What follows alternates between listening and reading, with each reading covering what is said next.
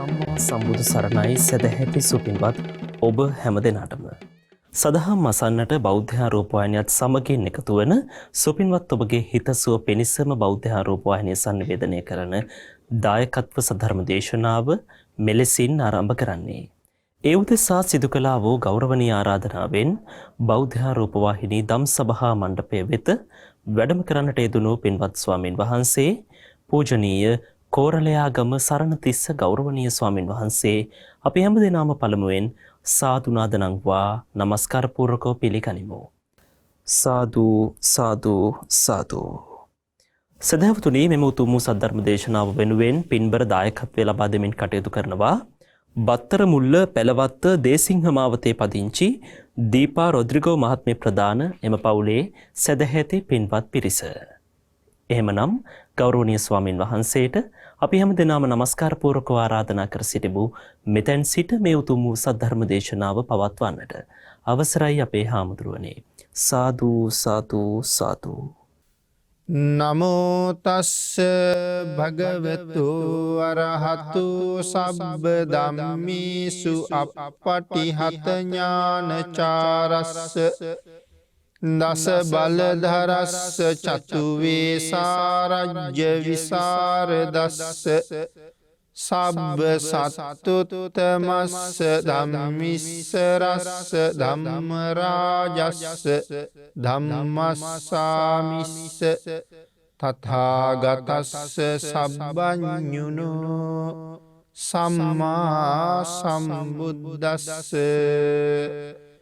නමෝ තස්ස භගවතු අරහතු සබ්බ ධම්මේසු අප්පටිහත ඥානචාරස්ස දස බලධරස්ස චතු වේසාරජ්‍ය විසරදස්ස සබ්බ සත්තුත්තමස්ස ධම්මිස්සරස්ස ධම්ම රාජස්ස ධම්මස්සාමිස්ස තථාගතස්ස සබ්බඤුනෝ සම්මා සම්බුද්දස්ස.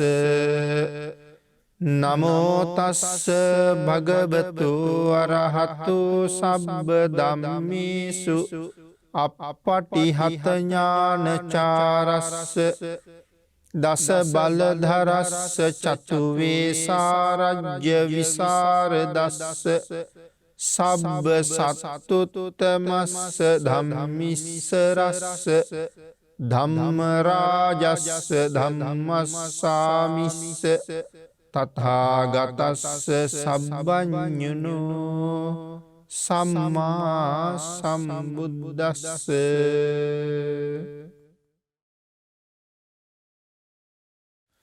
සද්ධර්ම ශ්‍රාවක කාරුණික ගුණගරුක බෞද්ධ පින්නතුනි, බොහෝම ශ්‍රද්ධාවෙන් යුක්තව සියලු දෙනාම සූදානම් වෙන්නේ ලෞතුරා සම්මා සම්බුදුරජාණන් වහන්සේ විසින් ලෝක සත්වයන් පිළිබඳව අප්‍රමාණ දයාවෙන් කරුණාවෙන් මෛත්‍රියෙන් යුක්තව අවබෝධ කරගෙන දේශනා කොට වදාළ පරම ගම්බීර වූ ශ්‍රී සද්ධර්ම රත්නයෙන් අබමල් රේණුවකටත් වඩා අඩු බොහෝම පුංචි කොටසක් දේශනා කරවගෙන ධර්ම ගෞරවය පෙරදැරි කරගෙන දේශනාගත ධර්මය ශ්‍රවණය කරන්න.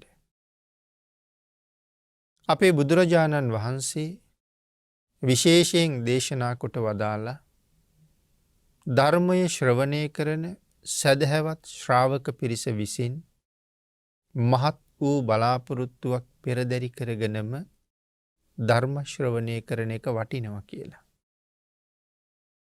ඒ බලාපොරොත්තුව තමයි මේ ධර්ම දේශනාව ශ්‍රවණය කරන අතරතුරදීම මාගේ පංච නීවරණ ධර්මයන් යටපත් වේවා. සප්ත බෝධ්‍යාංග ආදී ධර්මයන් වැඩි දියුණු වේවා. මේ දේශනාව අතරතුරදීම මට උතුම් මාර්ගයක් ඵලයක් අවබෝධ වේවා කියන සිතින් යුක්තවම ධර්ම ශ්‍රවණය කරන්න කියලා. ඒ ප්‍රාර්ථනාව මුදුන්පත් කර ගැනීම වෙනුවෙන් අපි ධර්ම ශ්‍රවණය කරමු. පින්නතුනි, අද මේ උතුම් ධර්ම දේශනාවේ මාතෘකාව හැටියට මම යොදාගන්න කල්පනා කළේ අංගුත්තර නිකායේ චතුක්ක නිපාතයේ සඳහන් වෙන අචින්තෙය්‍ය කියන සූත්‍ර දේශනාව. යම් කරුණක් ගැන හිතලා ඉවරයක් කරන්න බැරිද? එවන් කරුණු 4ක් පිළිබඳව පැහැදිලි කරපු සූත්‍ර දේශනාවක්. විශේෂයෙන් බුදුරජාණන් වහන්සේගේ නිමක් නැති බුද්ධ ගුණය යම් තරමකට සාකච්ඡා කෙරෙන මේ සූත්‍ර දේශනාවෙන් බුදු ගුණවල අනන්ත බව කොපමණද කියන කාරණාවට අපිට කරුණු බොහෝම ස්වල්පයක් තේරුම් ගන්න අවස්ථාව තියෙනවා. ඒ පදනම් කරගෙන බුදුගුණ භාවනාව වඩන්න කැමති කෙනෙක් ඉන්නවනම් ඒ පිරිසට ඊටාම උසස් ප්‍රයෝජනයක් ලබන්න පුළුවන්. මොකද මේ භාවනාව වඩනකොට බුදුගුණ අනන්තයි කියලා කියන්නේ අපි පුරුදු වෙලා ඉන්නවා. නමුත් බුදුගුණ අනන්තයි කියලා කියන්නේ වචන මාත්‍රයකට විතරයි අපි. එහෙම සඳහන් කළා කියලා බුද්ධ ගුණය අපේ හිතේ වැඩෙන බවක් නැහැ. එහෙමනම් බුදුගුණ අනන්තයි කියලා කියහම බුදුගුණ අනන්ත වෙන්නේ කොහොමද? අනන්ත උනේ කොහොමද කියන කාරණාව තේරුම් ගන්න පුළුවන්කම තිබුණොත් ඒ ඔස්සේ සිත මෙහෙයවන්න පුළුවන් නම් තමයි ඒ නිමක් නැති ගුණය තුල අපේ හිත වැඩෙන්න පටන් ගන්න. එමනම් එවන් කාරණාවක් සම්පූර්ණ කරන ශ්‍රද්ධාවන්තයන්ටත් මේ සූත්‍රයේ බොහෝම උපකාරයි. අනිත් සියලු දෙනාටමත් තමන්ගේ සැදැහැ සිත භාග්‍යතුන් වහන්සේ කෙරෙහි පුබුදුවා ගන්න මේ සූත්‍රයේ බොහෝම උපකාරයි. අපි මේ සූත්‍රයෙන් කරුණු ටිකක් සාකච්ඡා කරමු. මුළු සූත්‍රයම අපිට එක දේශනාවකින් නිමා කරන්න බැරි වෙයි. ඒ නිසා දේශනා කීපයක් සාකච්ඡා කරන්න බලාපොරොත්තු වෙනවා. එහි පළවෙනිම දේශනාව තමයි මේ පින්නතුන් විසින් සිදු කරවන්න මේ දායකත්වය ලැබලා දෙන්නේ. අපේ බුදුරජාණන් වහන්සේ මේ දේශනාව ආරම්භ කරන්න යෙදුනා චත්තාරි මානි භික්ඛවේ අචින්තේයානි න චින්තේ තබ්බාති. මහණෙනි, නොසිතිය යුතු අචින්ත්‍ය ධර්ම 4ක් මේ ලෝකේ තියෙනවා. යානි චින්තේන්තෝ උම්මාදස්ස විඝාතස්ස භාගියස්ස. යම් කාරණාවක් හිතද්දි හිත උමතු බවට පත් වෙනවද? සිහි විකල් බවට පත් වෙනවද? හිතට මහත් වූ වෙහෙසක් දැනෙනවද? එවැනි කරුණු 4ක් ලෝකේ තියෙනවා. මේ මුල් පැහැදිලි කරපු කාරණාවම තමයි මේ නැවත පැහැදිලි කරන්නේ. යම් කරුණක් ගැන හිතනකොට හිත උමතු භාවයට පත් වෙනවද? ඒ වගේම සිහිය විකල් වෙනවද? හිතට මහත් වූ වෙහෙසක් දැනෙනවද? එහෙම කරුණු 4ක් තියෙනවා කියලා දේශනා කරනවා. කතමානි චත්තාරි. මහණෙනි, මොනවද ඒ කරුණු 4? භාග්‍යතුන් වහන්සේ නැවත දේශනා කරනවා බුද්ධානං භික්ඛවේ බුද්ධ විෂයෝ අචින්තයෝ න චින්තේ තබ්බ. මහණෙනි, ඒ කරුණු 4 පළවෙනි එක තමයි මේ බුද්ධ විෂය කියලා කියන්නේ. කෙනෙකුට කවදාවත් හිතලා ඉවර කරන්න බෑ. ඒ කාරණාව පින්නතුනි අපි බොහෝ තැන්වලින් අහලා ඉගෙනගෙන තියෙනවා. ඒක ගාථා රත්නයක් සිහිපත් කළා. බුද්ධෝපි බුද්දස්ස බණෙය්‍ය වන්න. කප්පම්පිචේ අඤ්ඤ මභා සමානෝ කීයේත කප්පෝ චිර දීග මන්තරේ වන්නෝන කීයේත තථාගතස්ස බුද්ධෝපි බුද්දස්ස භනෙය්‍ය වන්න. බුදුරජාණන් වහන්සේ නමකගේ ගුණය තවත් බුදුරජාණන් වහන්සේ නමක් විසින් කප්පම්පිචේ අඤ්ඤ මභා සමානෝ මහා කල්පයක් පුරාවට එක දිගටම දේශනා කළොත් කීයේත කප්පෝ චිර දීග මන්තරේ වන්නෝන කීයේත තථාගතස්ස. ඒ බුදුරජාණන් වහන්සේට මේ බුදුගුණය එක දිගට වර්ණනා කරනකොට මහා කල්පය ඉවර වෙනවා. මහා කල්පය ඉවර වුණ නිසා ඉතුරු බුදුගුණ ටික දේශනා කරන්න කාලයක් නැතු වෙනවා. මහා කල්පයේ ඉවර වෙන තුරු දේශනා කළත් ලෞතුරා බුදු කෙනෙකුට තමන් වහන්සේගේ ශ්‍රී මුඛයෙන් අනික් බුදුරජාණන් වහන්සේගේ ගුණය වර්ණනා කරලා ඉවර කරන්න හැකියාවක් නැතු වෙනවා. එහෙනම් එවන් වූ ගුණය ගැන කොයි විදිහට හිතන්නද? කොහොම කල්පනා කරන්නද? පින්නතුනි, ඒ කාරණාව අපි හිතන්න ගියොත් ඒකයි සඳහන් කළේ හිත උමතු භාවයට පත් වෙනවා කියලා. හිත වෙහෙසට පත් වෙනවා කියලා. මොකද භාග්‍යතුන් වහන්සේගේ දේශනාවත් සමහර වෙලාවට හරීම වේගවත්. එතකොට මේ දීර්ඝ බුද්ධ ගුණය පැහැදිලි කරනකොට ඒ වේගවත් දේශනා විලාසයේ භාග්‍යතුන් වහන්සේ යොදාගනී. ඊට වේගවත් කියලා කිව්වේ සඳහන් කරනවා සාමාන්‍ය පුද්ගලයෙක් එක අකුරක් කියනකොට නැත්නම් එක වචනයක් කියනකොට අග්‍ර උපස්ථායක ආනන්දයන් වහන්සේ අකුරු 8ක් කියනවා කියලා.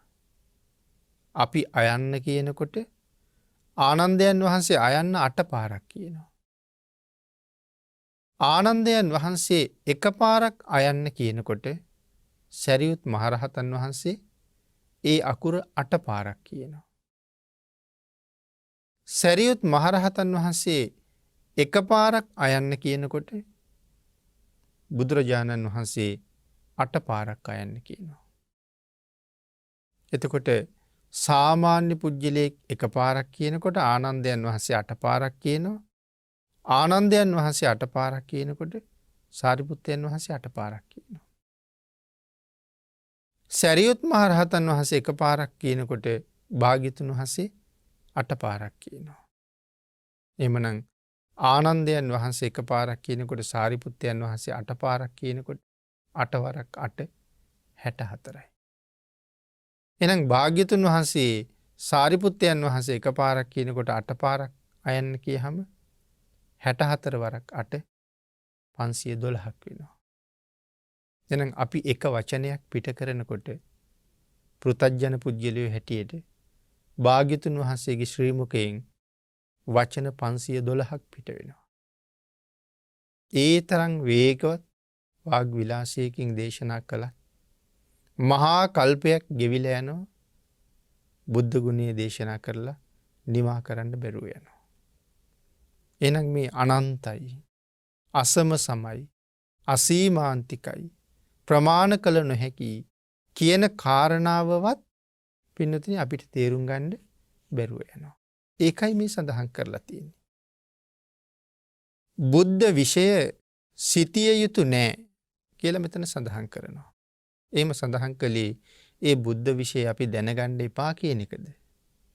බුදු ගුණ භාවනාව වඩන්න එපා කියන එකද? ඒක නෙමෙයි සඳහන් කරන්නේ. අපිට හිතලා ඉවර කරන්න බෑ කියන කාරණාවයි මේ කියලා තියෙන්නේ. ඊළඟට පින්නතුනි සඳහන් කළා ජායිස්ස භික්ඛවේ ධාන විෂයෝ. අපට හිතලා ඉවර කරන්න බැරි දෙවෙනි කාරණාව.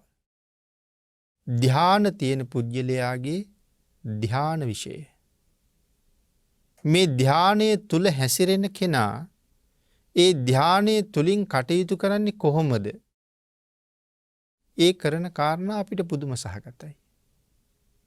ඒක උනේ කොහොමද කියන එක කොහොමවත් තේරෙන්නේ.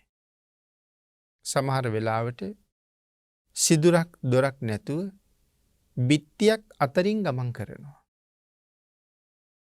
ගහක් අතරින් ගමන් කරනවා. විශාල ගල් පරුවතයක් හරහා ගමන් කරනවා. මහපොළොව කිමිදිලා සාගරයෙන් මතුවෙනවා. සාගරයෙන් ගිලිලා මහපොළොවෙන් මතුවෙනවා. සමහර වෙලාවට මහ මෙර සිදුරු කරගෙන තව්තිසාව දක්වා ගමන් කරනවා. අපේ බුදුරජාණන් වහන්සේ යමක මහා ප්‍රාතිහාර්ය දක්වලා තව්තිසාවට වැඩම කළා.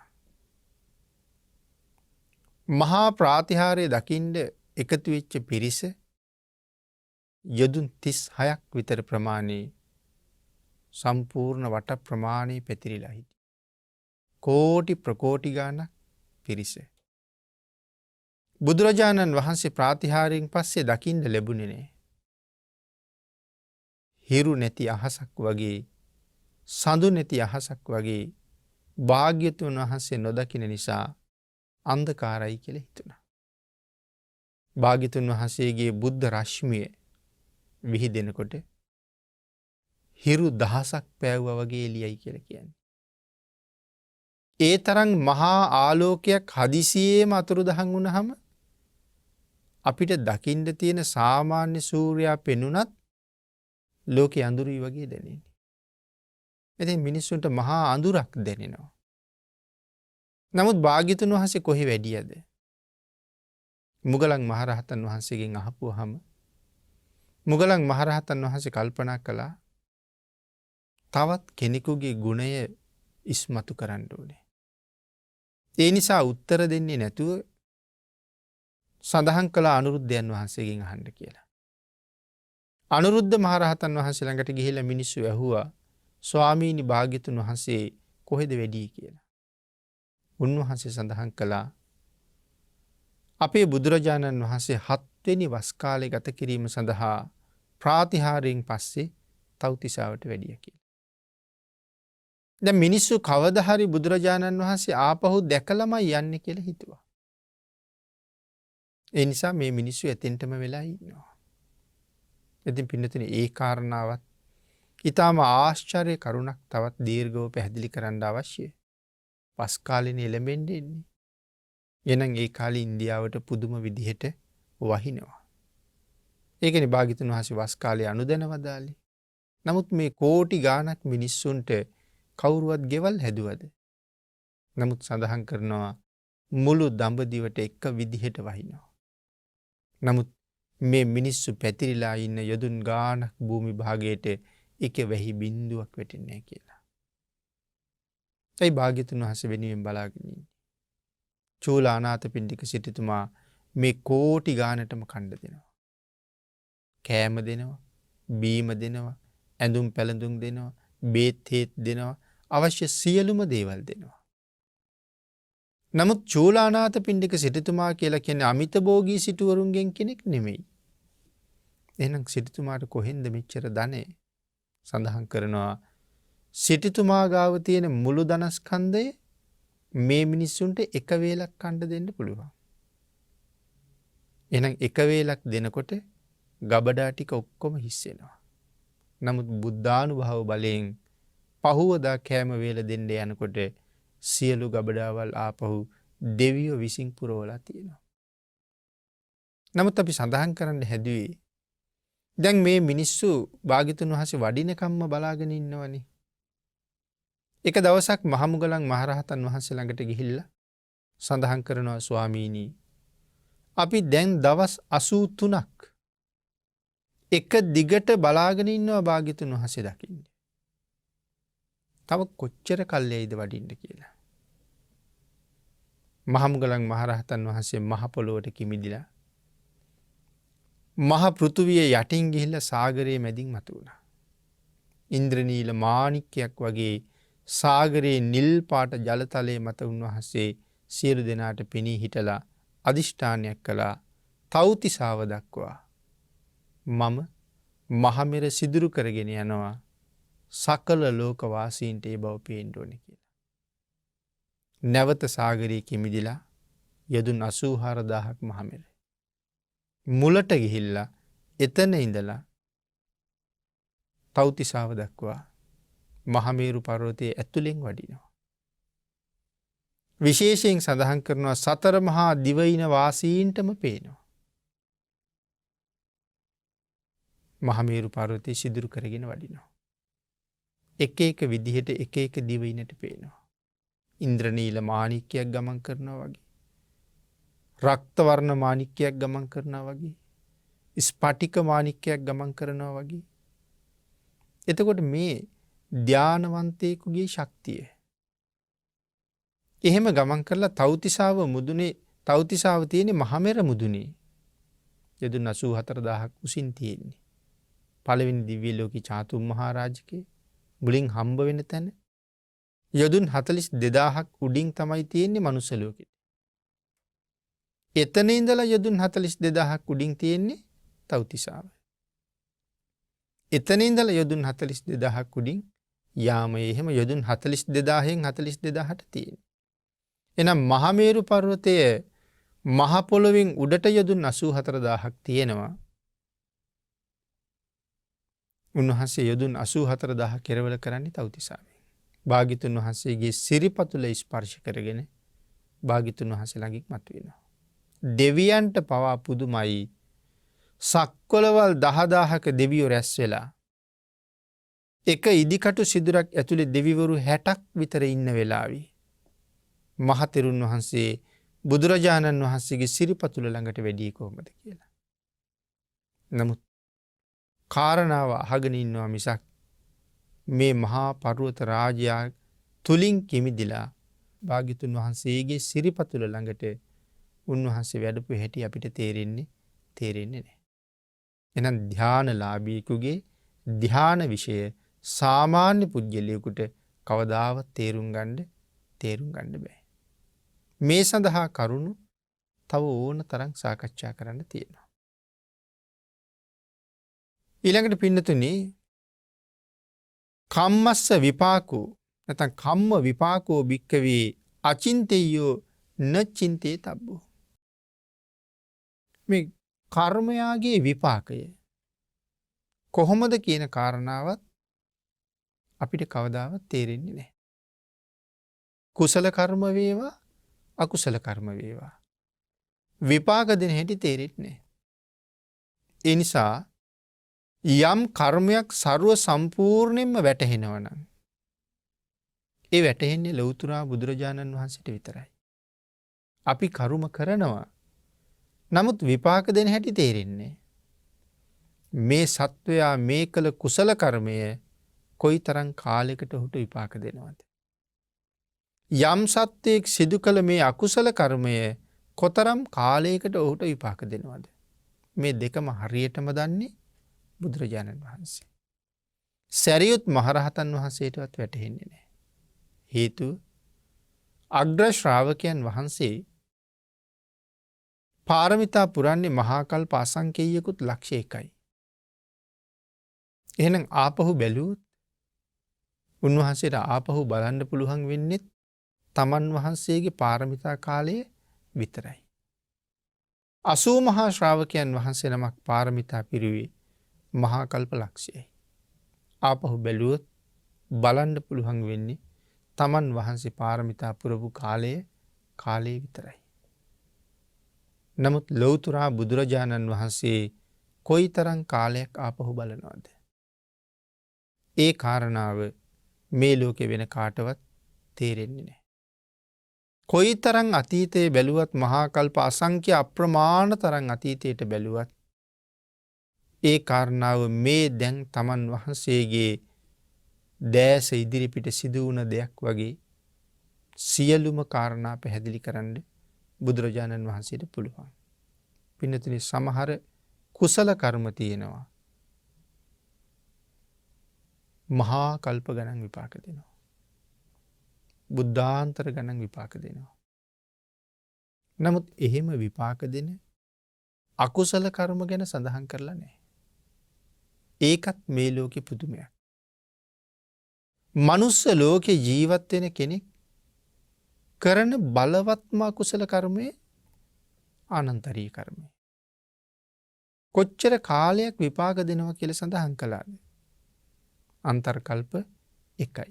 අවීචයට ගියොත් ආනන්තරීය කර්මයක් කළොත් අවීචයට යනවමයි. අන්තර්කල්පයක් විපාක දෙනවා.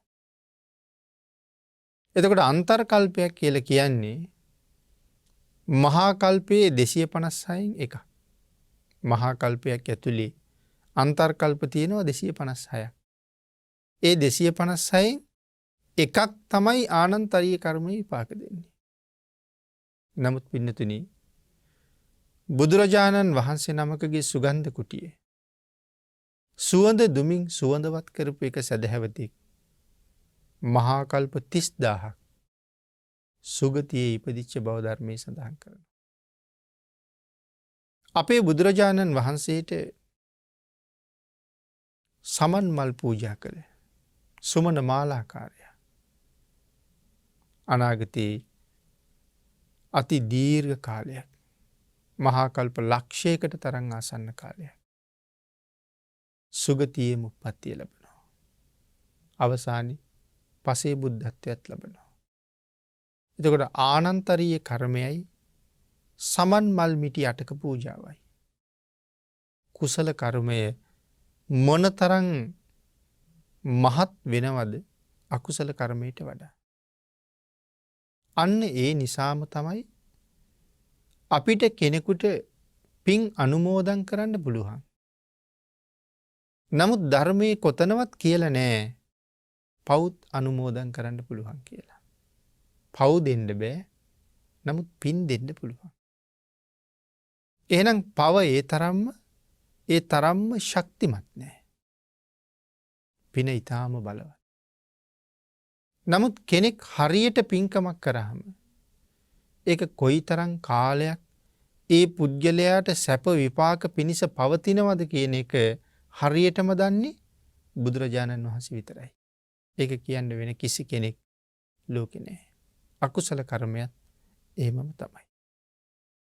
අකුසල කර්මයේ විපාක දෙන්නේ අන්තර්කල්පයයි නම් මහාම අකුසලයේ. ඒක රහතන් වහන්සේලාටත් කියන්න පුළුවන්. නමුත් කුසල කර්මයේ ඊට වඩා ඊටාම බලවත්. ඒ නිසා මේ කර්ම විෂය හරියට දන්නවනම් ඒත් භාග්‍යතුන් වහන්සේමයි. ඊළඟට පින්නතේ ලෝක විෂයත් අචින්ත්‍යයි. ලෝකය පිළිබඳව. ලෝක විෂය අචින්ත්‍යයි කියලා කියහම කොහොමද ලෝක විෂය අචින්ත්‍ය වෙන්නේ කියන කාරණාව මේ කරුණු ටිකේ පැහැදිලි කිරීමයි මේ තියෙන්නේ. ඊට වඩා ගැඹුරට තව ඉදිරියට සාකච්ඡා කරන්න පුළුවන්. මෙතන සඳහන් කළා ජීවිත කාලින් බුදුරජාණන් වහන්සේගේ ගුණය අල්ප මාත්‍රයක්වත් අපට දැනගන්න පුළුවන්කමක් ලැබෙන්නේ නැහැ. බුදුරජාණන් වහන්සේගේ විශේෂේස්ත්‍රය සීමාවක් නැහැ. ඒ විශේෂේස්ත්‍රයේ සීමාවක් නැහැ. අන් ඒ නිසාම අපි බුදුරජාණන් වහන්සේට සබ්බඤ්ඤු කියලා කියනවා. සබ්බඤ්ඤුනෝ. ඒ වගේම අපි නිතර අහන වචනේ සර්වඥ කියලා කියනවා. ඒ භාග්‍යතුන් වහන්සේගේ විශේෂේස්ත්‍රයේ සීමාවක් නිමාවක් නැහැ. ලෝක විෂය කොච්චරද? භාග්‍යතුන් වහන්සේගේ දැනුමත් එච්චරයි. භාග්‍යතුන් වහන්සේගේ අවබෝධය කොපමණද? විශ්වය එපමණයි. ඒ කාරණාව සිහිපත් කළා. තාවතකං චිත්තං යාවතකං ඤෙය්‍යං කියන කාරණාවෙන් මේක මනාව පැහැදිලි වෙනවා. පින්නතුනි සඳහන් කරනවා තවත් විදිහකට මේ කෝටි ලක්ෂයක් සක්වල බුදුරජාණන් වහන්සේ නමකගේ ආඥා ශේෂ්ත්‍රය. බුදු කෙනෙකුගේ ආඥාව පවතිනවා කෝටි ලක්ෂයක් සක්වලේ. තව විදිහකට කිව්වොත් බුදුරජාණන් වහන්සේ යම් වචනයක් දේශනා කරාම මේ කෝටි ලක්ෂයක් සක්වලක සත්වයෝ භාග්‍යතුන් වහන්සේගේ වචනයට කීකරු වෙන්න ඕනේ. ඒ විශේෂ අදිෂ්ඨානයක් නැතුව දේශනා කරා. එතකොට කෝටි ලක්ෂයක් සක්වල කියල කියහම එක සක්වලක තියෙනවා ලෝක 31ක්. බ්‍රහ්මලෝක තියෙනවා 20ක් රූප සහ අරූප වශයෙන්. දිවිය ලෝක තියෙනවා 6ක්. අපායවල් තියෙනවා සතර අපාය හැටියට 4ක්. එතකොට 30යි. මනුස්ස ලෝක තියෙනවා 1ක්. එතකොට 31යි. මේ ලෝක තල 31ට කියනවා එක සක්වලක් කියලා. මේ එක සක්වලකට එක ඉරක් පායනවා එක හඳක් පායනවා. එතකොට භාග්‍යතුන් වහන්සේගේ ආග්ඥා ශේෂත්‍රයේ ඇතුළේ සක්වලවල් කෝටි ලක්ෂයක් නං ඒ ආග්ඥා ශේෂත්‍රයේ ඇතුළේ මනුස්සලෝක කෝටි ලක්ෂයක් තියෙනවා. දිවියලෝක එකක් කෝටි ලක්ෂය බැගින් කෝටි ලක්ෂය වූවා 6ක් තියෙනවා. බ්‍රහ්ම ලෝක කෝටි ලක්ෂ 20ක් තියෙනවා. ඉරවල් කෝටි ලක්ෂයක් පායනවා. හඳවල් කෝටි ලක්ෂයක් පායනවා. අපි සමහර වෙලාවට හිතනවා බුදුරජාණන් වහන්සේගේ ශ්‍රාවකයෝ මේ ලෝකෙ විතරක් ඉන්නවා කියලා. ඒ මනුස්ස ලෝක කෝටි ලක්ෂයක් මේ ආග්ඥා ශේෂ්ත්‍රයේ ඇතුළේ තියෙනවා නම් භාග්‍යතුන් වහන්සේගේ ශ්‍රාවකයෝ හැම තැනම ඉන්නවා. අපි විතරක් නෙවෙයි භාග්‍යතුන් වහන්සේගේ ශ්‍රාවක. ඒ තරම් මහා ශ්‍රාවක පිරිසක් ඉන්න ශාස්තෘන් වහන්සේ නමක් ඉන්නවනම් ඒ ලෝතුරා බුදුරජාණන් වහන්සේම තමයි. නමුත් ඒ ආග්ඥා ශේෂ්ත්‍රයනේ. එතනින් එහාටත් ආග්ඥාව පතුරවන්න පුළුවන්. නමුත් සාමාන්‍ය ආග්ඥා ශේෂ්ත්‍රයේ කෝටි ලක්ෂයක් සක්වල. නමුත් පින්නතුනි ආග්ඥා ශේෂ්ත්‍රයේ කෝටි ලක්ෂයයි. නමුත් භාග්‍යතුන් වහන්සේගේ අවබෝධය ඥාන ශේෂ්ත්‍රය මේ කෝටි ලක්ෂයෙන් එහාට ඕන තරම් පැතිරෙනවා. ඒ කාරණාව පැහැදිලි කරනවා මේ මුළු කෝටි ලක්ෂයක් සක්වලම යටින් අවීචයේ ඉඳලා උඩින් බවාග්‍රේ දක්වා සම්පූර්ණයෙන්ම අබවලින් පුරවනවා. මේ උදාහරණයවත් අපිට තේරෙන්නේ කෝටි ලක්ෂයක් සක්වලම අබවලින් පුරවනවා යටින් අවීචයේ ඉඳලා උඩින් බවාග්‍රේ දක්වා. කතා කරලා තියෙන්නේ පොළොව තලයේ මත ඉඳලා කියලා නෙමෙයි යටින් අවීචයේ ඉඳලා කියලා. කෝටි ලක්ෂයක් සක්වලෙන් එළියට කෙනෙක් ගිහිල්ලා මේ කෝටි ලක්ෂයක් සක්වලේ තියෙන අබ අරගෙන නැගෙනහිර පැත්තට යනවා. එතකොට එයාට හම්බෙනවා තව තව සක්වලවල්. ඒ හම්බෙන සක්වලකට එක අබෑටයක් දානවා. නැගෙනහිර පැත්තටම හම්බෙන හැම සක්වලකටම අබෑටේ ගානේ දාගෙන යනවා. මේ කෝටි ලක්ෂයක් සක්වලේ පුරවලා තියෙන අබ ඇටයක්වත් නැතුව ඉවර වෙනවා. නමුත් නැගෙනහිර පැත්තට යනකොට හම්බෙන සක්වලවල් වල ඉවරයක් නැහැ. එහෙනම් පින්නතිනි විශ්වය මොන තරම් අනන්තද? කෝටි ලක්ෂයක් සක්වලක පුරවපු අබ නැගෙනහිර පැත්තට තියෙන සක්වලවල් වලටම එක අබෑටේ ගානේ දාලා ඉවර වෙලා තියෙන්නේ. එතකොට හාත්පස කොහොම වෙයිද තව? බටහිරට කොහොමද? උතුරට කොහොමද? සීමාවක් නැහැ. නමුත් මේ සීමාවක් නැති සක්වලවල් වල යම් කාරණාවක් බුදුරජාණන් වහන්සේගෙන් ඇහුවොත් අහලා ඉවර වෙනකොට ඒ සම්බන්ධ උත්තරෙත් භාග්‍යතුන් වහන්සේ ලබලා දෙනවා. දැන් නැගෙනහිර පැත්තට තියෙන සක්වලවල් ඉවර වුණේ නෑනේ. තව කොච්චර දාන්න වෙයිද නැගෙනහිරට ඉවර වෙන්නේ? ඒ කොච්චරක් දුර ගමන් කළත් කවදා හරි කෙරවලක් හම්බ වෙයිද? බුදුරජාණන් වහන්සේගේ ඥාන ශේෂ්ත්‍රයේ පමණයි කියලා කියන්නේ. ඉතින් කවදා කොහෙන් ඉවර වෙයිද දන්නේ නැහැ. භාග්‍යතුන් වහන්සේගේ ඥාන ශේෂ්ත්‍රයේ පමණයි. විශ්වය යම් තරමක්ද භාග්‍යතුන් වහන්සේගේ ඥානයේ එපමණයි. භාග්‍යතුන් වහන්සේගේ ඥානය යම් පමණක්ද මේ විශ්වයේ පමණයි කියලා සඳහන් කරන්නේ. ආග්ඥා ශේෂ්ත්‍රයේ කෝටි ලක්ෂයයි ඥාන ශේෂ්ත්‍රයේ සීමාවක් නැහැ. එහෙනම් මේ ලෝක විෂය පිළිබඳව තියෙන දැනුම. කොපමණද කියන කාරණාව සීමාවක් නැති බව සඳහන් කරන්නයි මේ උදාහරණ කීපය මේ විදිහට ගෙන හැර දැක්වේ. එනම් භාග්‍යතුන් වහන්සේගේ සර්වඥතා ඥානය නිමක් නැති මායිමක් නැති මහා ඥාන ශක්තිය. ඒ ඥාන ශක්තිය කොහොම ලබන්න ඇද්ද? මේ ඥාන ශක්තිය ලබන්න මොනව කරන්න ඇද්ද? මොන විදිහේ පින්කම් කරන්න ඇද්ද? පිනතුනි එක තැනක සඳහන් කරනවා සාරිපුත්තයන් වහන්සේගේ ප්‍රඥාව ගැන.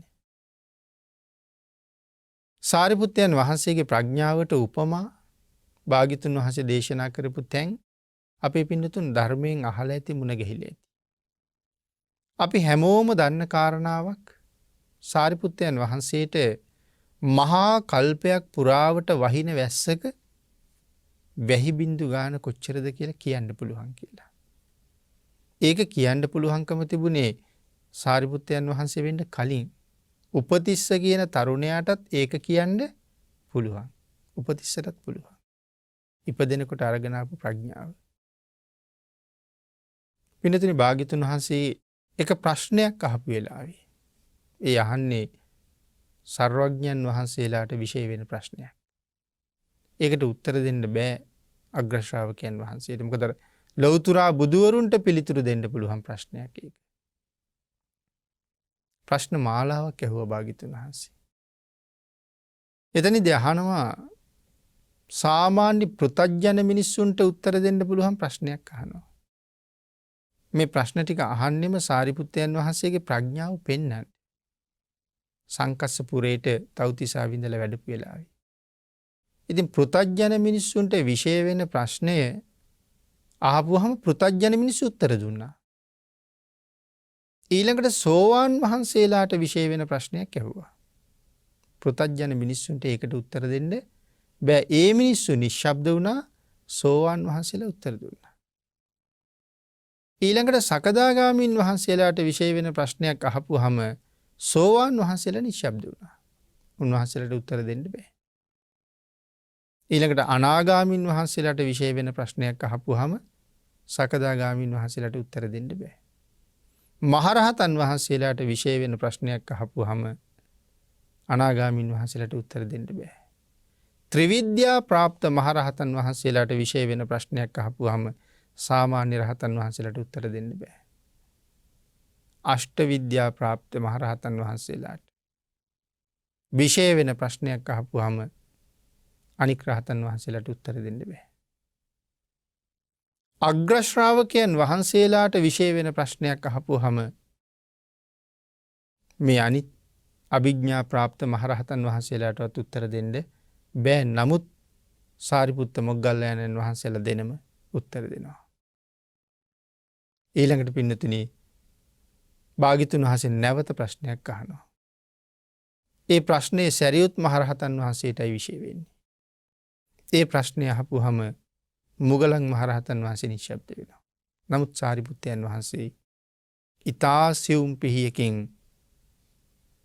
බොහොම කුඩා දණ්ඩක් නැත්නම් උපමාව තියෙන්නේ උපමාවේ හැටියට අපි සරලව අරගත්තොත් ඔය ඊ타ම සියුම් පිහියකින් කෙහෙල් පිත්තක් කපනවා වගේ ප්‍රශ්නය අහලා ඉවරනට උත්තරේ දීලා ඉවරයි. ඊළඟට භාග්‍යතුන් වහන්සේ සර්වඥයන් වහන්සේලාට විශේෂ වෙන ප්‍රශ්නයක් අහපුවාම සාරිපුත්තයන් වහන්සේට උත්තර දී ගන්න බෑ. නමුත් තමන් වහන්සේගේ දහම් දැනුම තමන් වහන්සේගේ ඥාන සාගරයට බැහැලා තමන්ගේ දැනුමෙන් මේ ප්‍රශ්නෙට උත්තර හොයන්න උන්වහන්සේ හැම පැත්තටම හිතනවා. තමන්ගේ දැනුම් සාගරයේ කලබලනවා වගේ මේකට උත්තරයක් කොහෙන්ද ගේන්නේ කියලා. නමුත් ඒක විශේෂ වෙන්නේ නැහැ. ඒ වෙලාවේ සඳහන් කරනවා ස්වාමීනි මහා කල්පයක් පුරාවට වහින වැස්සක මහ මුහුදට වැහි බින්දු කොච්චරක් වැටුණද? කඳු සිකර මුදුනට වැහි බින්දු කොච්චරක් වැටුණද? තැනිතලා මහ පොළොවට වැහි බින්දු කොච්චරක් වැටුණද? මේ මහා කල්පයක් පුරා වැටුණ වැස්සක වැහි බින්දු ගාන කියන්න පුළුවන් කියලා කීවට වෙන වෙනම කියනවා. කඳු උඩට කොච්චර වැටුණද, මහ මුහුදට කොච්චර වැටුණද, ගංගාවලට කොච්චර වැටුණද, තැනිතලාවට කොච්චර වැටුණද කියලා වෙනම කියන්නත් පුළුවන්. ඒ තරම් හැකියාවක් තියෙනකොට මට මේක විශේෂ වෙන්නේ නැහැ කියලා. නමුත් බුදුරජාණන් වහන්සේ අකුරු 4කින් සාරිපුත්තයන් වහන්සේට පුංචි උපකාරයක් කරනවා. අකුරු 4යි කියන්නේ. පොඩි ඉඟියක් දෙනවා වගේ. පින්නතුනි ඒ කාරණාව ඒ අකුරු 4ෙන් සඳහන් කරපු ගමන් ඒ විශේෂ සර්වඥයන් වහන්සේලාට විශේෂ වුණ ප්‍රශ්නය එක දිගට විසඳුවා කියලා කියන්නේ. ඒ තරම් මහා ප්‍රඥාවක් තිබුණා. ඒ ප්‍රඥාව මොනව නිසාද කියලා ප්‍රශ්නයක් අහනවා. මේ සා ප්‍රඥාවක් ලැබුවේ සසර මොනව කරපු නිසාද? මේ කාරණාව සඳහන් කරන තැන පැහැදිලි කරන්නේ ධර්මය ලියන්න මේ තල්කොළ සහ පන්හිඳක් දන් දීලා තියෙනවා කියලා. දහම් ධර්මය අකුරු කරන්න තල්කොළ ටිකක් සහ පන්හිඳක් දීලා තියෙනවා. ඒකෙන් තමයි මේ මහා ප්‍රඥාව ලැබුවේ කියලා.